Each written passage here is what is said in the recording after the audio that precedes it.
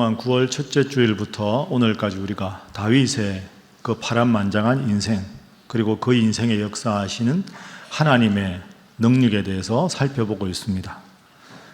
매주일 말씀을 들으신 분은 다 아시겠지만 다윗의 그 파란만장한 인생의 한복판에는 사울 왕이 있었습니다. 처음에 다윗이 소년이었을 때 블레셋의 그 훌륭한 장군 골리앗을 물리쳤을 때부터, 그때부터 다윗을 질투해서 10여 년 동안 아주 집요하게 다윗을 죽이려고 혈안이 되었던 인물이 사울 왕입니다. 사실 가깝게 생각해보면 사울 왕은 다윗의 장인어른입니다. 제일 사랑을 해줘야 될 장인어른이고 왕인 사울이 그렇게 집요하게 질투심 때문에 다윗을 10여 년을 죽이려고 쫓아다닙니다. 여러분, 말이 10년이지 10년이 얼마나 긴 세월입니까?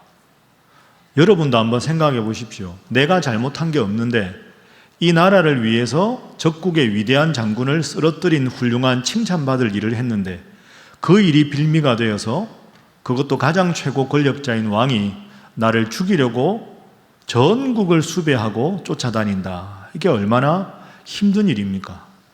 다윗은 참 많이 지쳤습니다. 그 세월이 무려 10년입니다. 그런데 그 10년 중에서 한 8년 정도가 지났을 때 어느 날 다윗이 생각합니다. 야, 큰일 났다.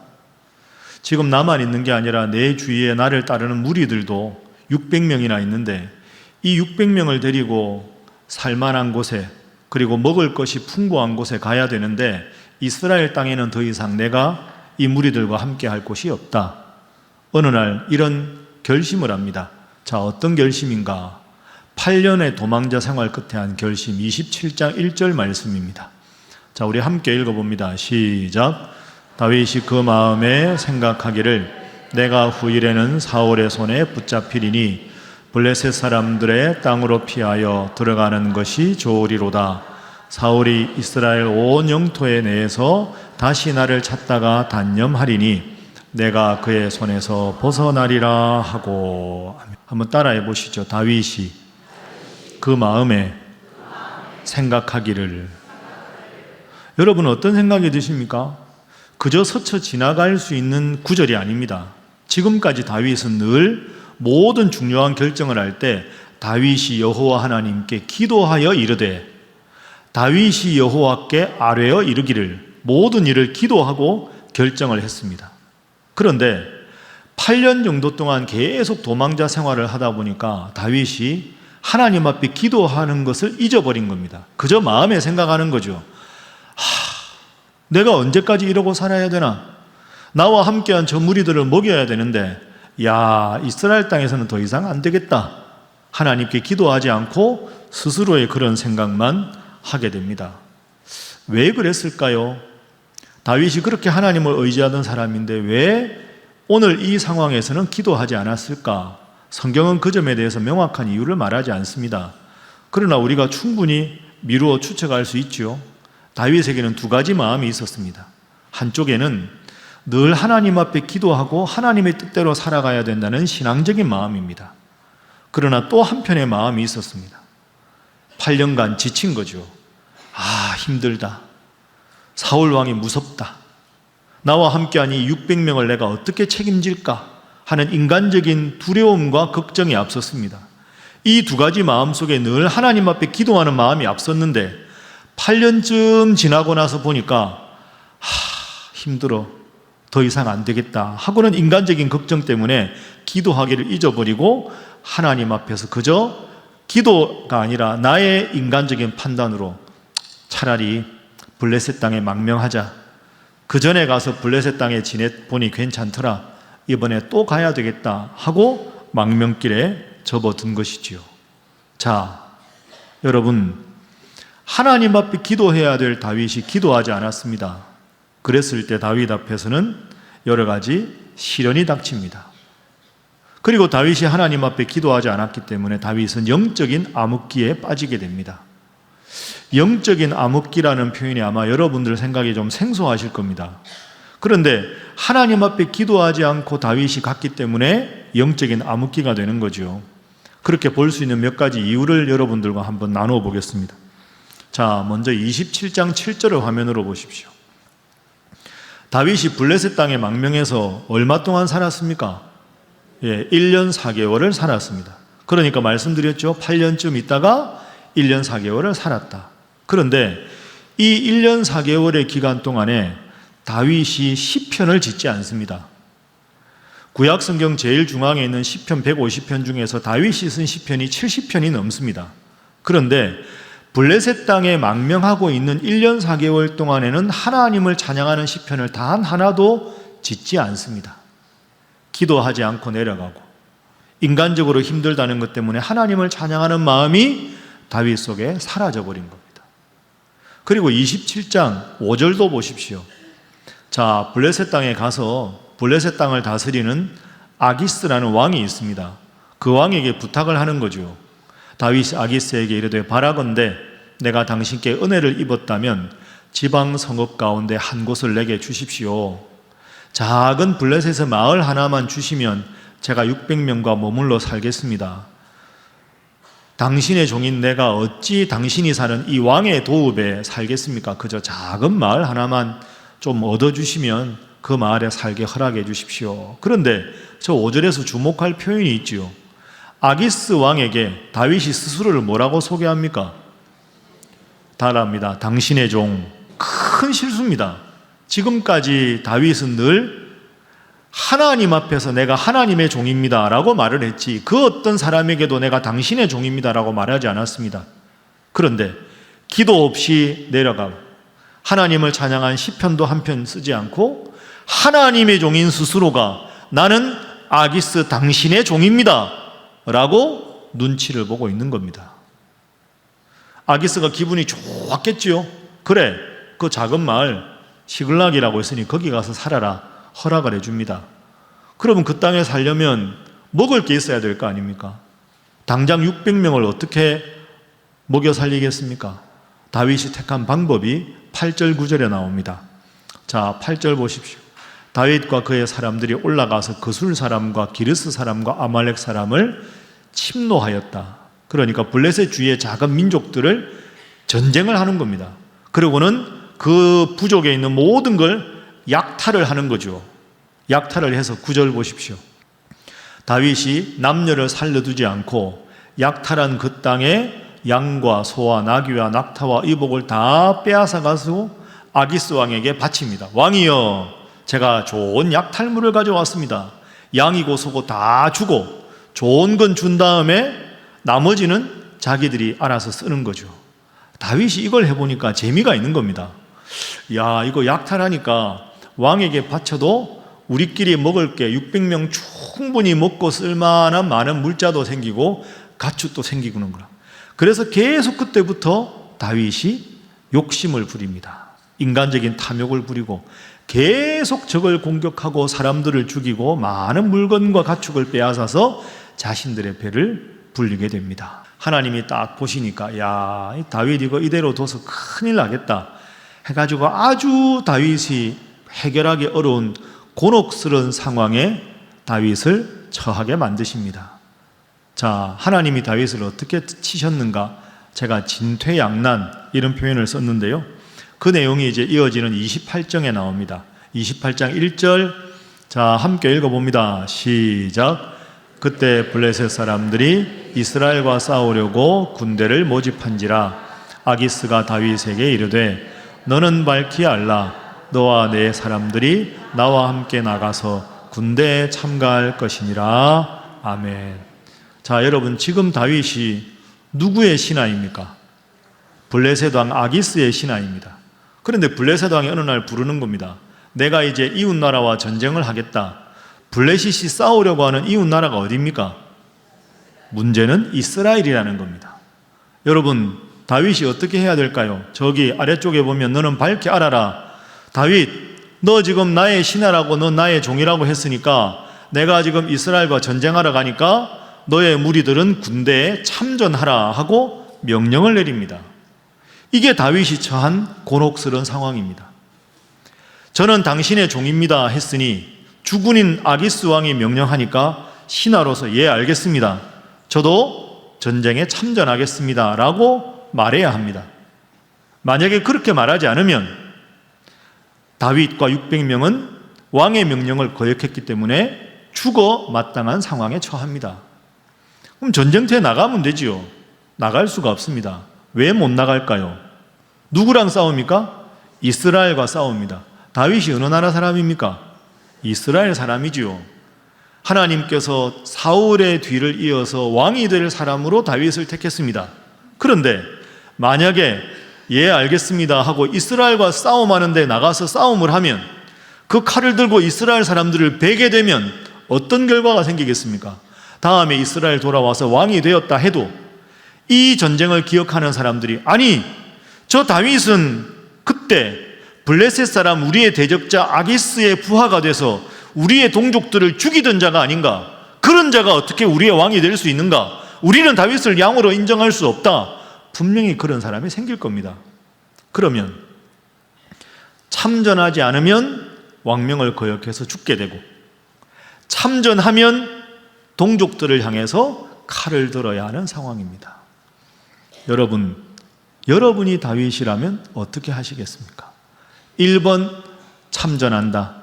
2번 거절한다. 1번입니까? 2번입니까? 이게 고민이죠. 이럴 수도 없고 저럴 수도 없는 상황입니다. 진퇴양난입니다. 하나님을 떠난 다윗에게 하나님께서 큰 어려움을 주신 겁니다. 자, 어떻게 해야 할까? 다윗이 잠 못 자고 고민했겠지요. 그런데 어쨌든 전쟁터에 나가기 위한 블레셋 군대에 합류는 합니다. 합류해서 그때 뭐 도망을 가든 어떻게 하든 일단은 전쟁터에 싸우러 나가긴 나가야 될 것 아닙니까? 딱 나갔습니다. 나가서 맡은 역할이 뭐냐? 29장 2절 화면 보십시오. 29장 2절 블레셋 사람들의 수령들은 수백 명씩 수천 명씩 인솔하여 나아가고, 그러니까 이스라엘과 전쟁하기 위해서 선봉 부대부터 몇백 명, 몇천 명씩 다 잘라서 최앞 부문 전선으로 나가고, 다윗과 부하들은 아기스 왕의 호위병이 되는 거죠. 후방에서 왕을 보호하는 임무를 맡게 된 겁니다. 그럼 여러분 상상을 해보십시오. 아기스 왕이 있고 다윗이 있고 수많은 아기스 왕의 신하인 장군들이 전쟁 준비를 다 하고 있겠죠. 그러다가 여기서 문제가 생깁니다. 아기스 왕의 신하들이 딱 보니까 아니 왕이시여 저자는 다윗 아닙니까? 그래 다윗이다. 다윗은 안 됩니다. 다윗이 그때 우리의 장군 블레셋을 죽여서 우리가 얼마나 어려움에 빠졌습니까? 전쟁터에 나가서 만약에 칼을 이스라엘을 향해 겨누지 않고 왕을 겨눈다면 반역입니다. 절대로 다윗은 전쟁터에 내보내서는 안 됩니다. 왕이 말합니다. 그럴 일이 없다. 내가 두고 보니 1년 4개월 동안 누구보다 충성스러운 신하다. 다윗을 의심하지 말아라. 왕은 다윗 편을 들고 신하들은 다윗은 전쟁터에 나가서는 안 된다고 합니다. 근데 하도 신하들이 완강하게 하니까 결국 아기스 왕이 신하들의 말을 듣습니다. 자, 결과가 어떻게 되었는가? 29장 10절 11절 살짝 아기스 왕이 다윗을 부릅니다. 야 다윗, 너 미안한데 전쟁터에 참전하지 말고 새벽에 살짝 원래 살던 시글락으로 돌아가라. 다윗 입장에서는 고마운 일 아닙니까? 사실 표정 관리가 안 됐겠죠. 아니 싸우겠습니다. 속으로는 와 잘됐다 그렇게 생각했겠죠. 그리고는 11절 보십시오. 이에 다윗이 자기 사람들과 더불어 아침에 일찍이 일어나서 블레셋 사람들의 땅으로 돌아가고 나머지 블레셋 사람들은 이스라엘 평원으로 가서 이스라엘과 전쟁을 벌입니다. 여러분 이 상황에서 다윗은 정말 안도했을 겁니다. 이야 다행이다. 내가 전쟁터에는 나가고 동족들은 안 싸우게 됐으니 야 난 참 운이 좋은 사람이다. 편안하게 돌아갔겠지요. 1번, 2번 선택지가 없었는데 아무런 전쟁도 하지 않고 명분은 얻고 돌아오게 된 것 아닙니까? 다윗이 쾌재를 불렀을 겁니다. 야, 역시 참 일이 잘 됐다. 그런데 여러분 선줄로 생각하는 자 넘어질까 조심하라. 마음을 탁 놓고 있는데 여기서 정말로 상상도 하지 못했던 뜻밖의 어려움을 만나게 됩니다. 자, 그것이 오늘 읽은 30장 내용인데요. 1절부터 화면 보시죠. 자, 1절 함께 읽어봅니다. 시작. 다윗과 그의 사람들이 사흘 만에 시글락에 이른 때 아말렉 사람들이 이미 네겝과 시글락을 침노하였는데 그들이 시글락을 쳐서 불사르고. 이게 무슨 말입니까? 시글락에 다윗이 살다가 600명을 데리고 아기스 왕의 본대에 합류해서 전쟁 준비를 하다가 3일 만에 돌아왔는데, 편안한 마음으로 돌아왔는데 그 사흘 동안 시글락 원래 살던 마을에 돌아가는데 아말렉이 야 다윗 없다, 시글락을 치자. 그래서 시글락에 갑자기 침범을 해서 시글락에 있던 온 다윗의 주둔지를 다 불살라버린 겁니다. 2절 그뿐이 아닙니다. 거기에 있는 젊거나 늙은 여인들, 남자들은 전쟁터에 나갔으니까 모든 여인들을 한 사람도 죽이지 않고 노예로 삼아서 끌고 갔습니다. 3절 다윗과 그의 사람들 부하들이 성읍에 편안한 마음으로 돌아와서 보니 성읍이 불탔고 아내와 자녀들이 전부 사로잡혀서 포로로 끌려간 겁니다. 상상도 할 수 없는 일이 벌어진 겁니다. 여러분이 다윗이라면, 여러분이 600명의 용사라면 어떤 마음이 들까요? 황망했겠지요. 기가 막히는 거 아닙니까? 내 사랑하는 아내를 다시 볼 수 없고, 내 사랑하는 자녀를 다시 볼 수는 없고, 내 사랑하는 부모님이 여기에 더 이상 계시지 않고, 가다가 내 아내를 죽이면 어떡할까? 노예 상인에게 내 자녀를 팔면 어떡할까? 얼마나 화가 나고 분노가 치밀었겠습니까? 이 다윗의 용감한 부하들이 어떤 일을 결심하느냐? 6절 보십시오. 너무너무 화가 났습니다. 함께 읽습니다. 시작. 백성들이 자녀들 때문에 마음이 슬퍼서 다윗을 돌로 치자 하니 다윗이 크게 다급하였으나 그의 하나님 여호와를 힘입고 용기를 얻었더라. 아멘. 백성들이 자녀들 때문에 다 노예로 끌려간 걸 보고 너무 화가 나서 돌을 들어 다윗을 치려고 합니다. 다윗, 당신이 우리 보고 나가라고 해서 나갔는데 이 무슨 일입니까? 당신 때문에 내 아내가 죽으면, 내 자식이 죽으면 책임지겠습니까? 모든 게 다윗 때문이다. 죽이자. 돌을 들어서 죽이려고 하고 있는 상황입니다. 적군이 아닙니다. 생사고락을 같이 했던 600명의 용사가 다윗을 죽이려고 합니다. 여러분, 다윗이 어떤 심정이었을까요? 그냥 편안하게 생각하지 마시고 여러분이 다윗이라고 가정해 보십시오. 이 위기를 어떻게 극복해야 합니까? 우리 인생에 이렇게 생각지도 못한 위기가 찾아올 때 우리는 이 위기를 어떻게 극복해야 할까요? 자, 여러분, 이 어려움 속에서 다윗이 했던 행동이 있죠. 방금 읽은 6절 말씀의 맨 마지막을 다시 한번 보십시오. 6절 말씀 맨 밑에 한번 저를 따라해 보시죠. 그의 하나님 여호와를 힘입고 용기를 얻었더라. 다윗이 정말 크게 다급했지만, 아차! 내가 지금 블레셋에 올 때부터 지금까지 기도하지 않았구나. 이때 다윗이 깨달은 겁니다. 자기를 부하들이 돌을 들어서 죽이려고 하고 있는 그 상황에서 하나님 앞에 기도한 거죠. 하나님, 제가 잘못했습니다. 제가 기도하지 않고 살아오다 보니 하나님께서 이런 큰 경고를 저에게 주셨습니다. 지금이라도 용서해 주십시오. 하나님이 용서해 주셨습니다. 그래서 6절 후반절에 하나님 때문에 위로를 얻고 용기를 얻었습니다.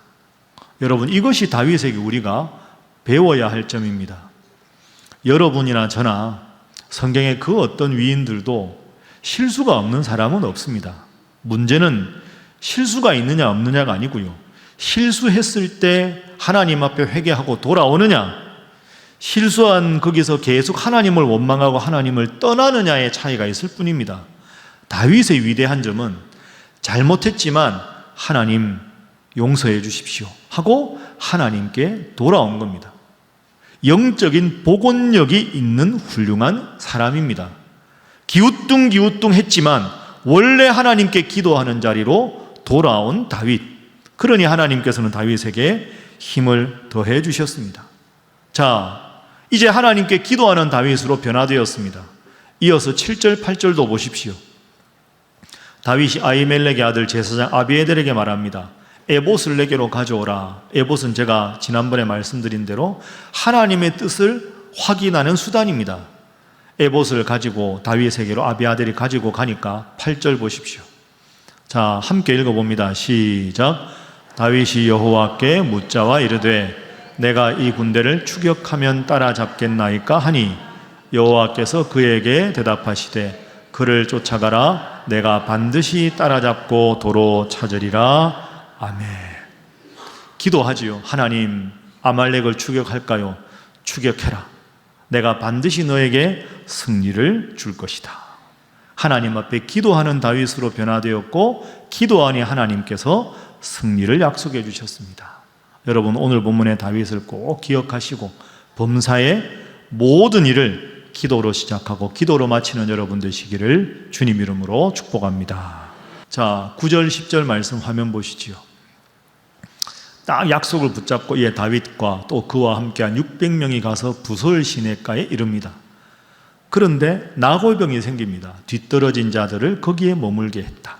10절 피곤하여 부솔 시내를 건너지 못하는 200명을 머물게 했고 다윗은 몇 명만 데리고 갑니까? 400명만 데리고 갑니다. 200명은 어떻게 된 겁니까? 지쳐가지고 나고병이 된 겁니다. 최악의 타이밍이죠. 지금 병력 수도 적고 몸은 지치고 마음도 힘들고 최악의 타이밍입니다. 그런데 하나님이 함께 하시니까 어떻게 됩니까? 18절부터 보죠.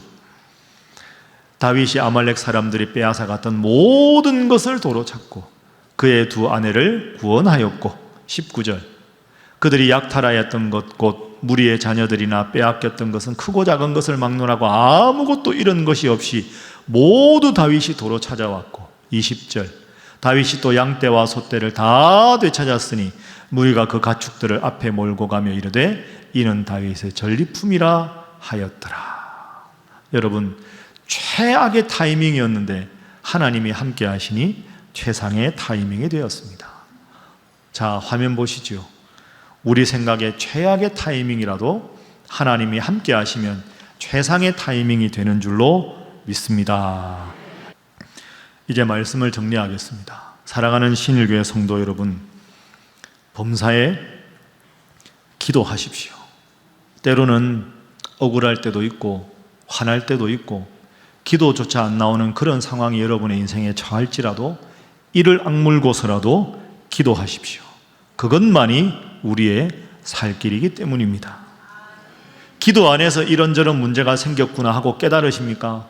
깨달았는데 다시 기도하려니 너무 뻔뻔해서 그동안에 하나님 앞에 잘한 게 없어서 차마 기도 못하겠습니다.